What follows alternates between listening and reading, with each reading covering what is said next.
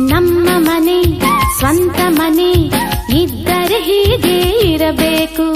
ಮನಸ್ಸಿಗೆ ಮುದವನ್ನು ಕೊಡಬೇಕು, ಬಾಳಿಗೆ ಸುಖ ಸಿರಿ ತರಬೇಕು. ನಮ್ಮ ಮನೆ ಸ್ವಂತ ಮನೆ ಇದ್ದರೆ ಹೀಗೆ ಇರಬೇಕು.